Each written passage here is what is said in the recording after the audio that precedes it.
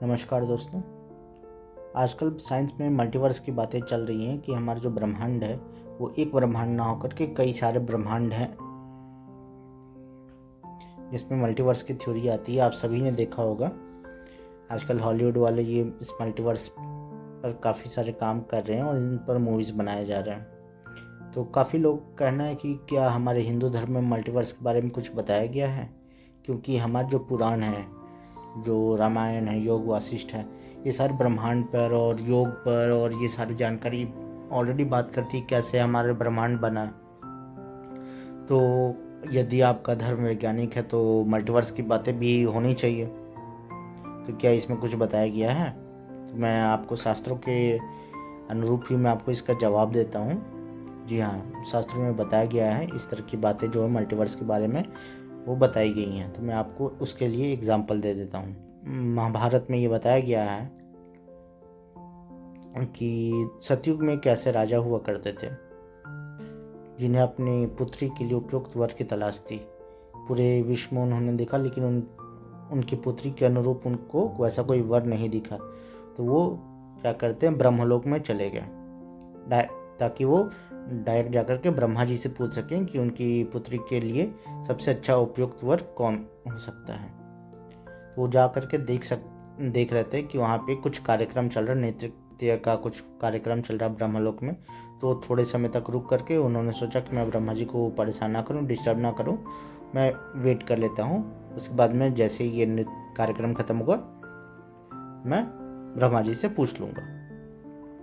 नृत्य का कार्यक्रम खत्म हुआ, उन्होंने जाकर ब्रह्मा जी से पूछा। तो ब्रह्मा जी ने बोला कि तुम कब से इंतज़ार कर रहे हो? तो उन्होंने कहा कि जब से ये कार्यक्रम चल रहा था तब से मैं वेट कर रहा हूँ। ब्रह्मा जी ने कहा कि जब से तुम यहाँ पर आए हो तुम्हें पता भी नहीं कि कितने सारे युग जो है वो पृथ्वी पर बीत चुका है। तो तुम्हारा जो राजपाट था, तुम्हारे संबंधी जितने भी लोग थे वो सब नष्ट हो चुके हैं। तुम्हारे लिए इस पृथ्वी पर कोई नहीं बचा। लेकिन हाँ, तुम्हारे इस पुत्री के लिए जो उपयुक्त वर है, अभी बलराम जी जो हैं उनका अवतार हुआ है, तो आप उनसे विनती करिए और अपनी पुत्री का जो विवाह है बलराम जी से करवाइए। वही इस पूरे संसार में सबसे उपयुक्त वर हैं आपकी कन्या के लिए।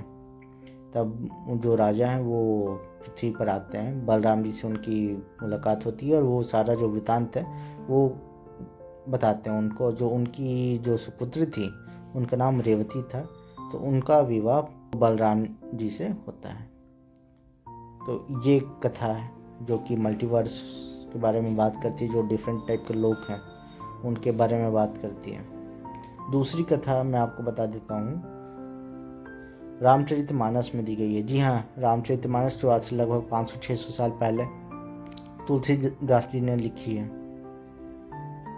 तो उसमें भी ये बालकांड में दिया हुआ है कि उन्होंने बताया कि सप्तकोटि रामायण जो है ऑलरेडी मिलते हैं। सप्तकोटि रामायण, आप मेरे शब्दों पर गौर करिएगा।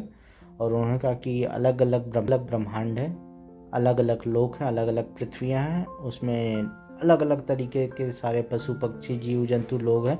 लेकिन जो राम है वो सिर्फ एक ही है, एक ही तरीके से दिखते हैं, उनमें कोई भेद नहीं है।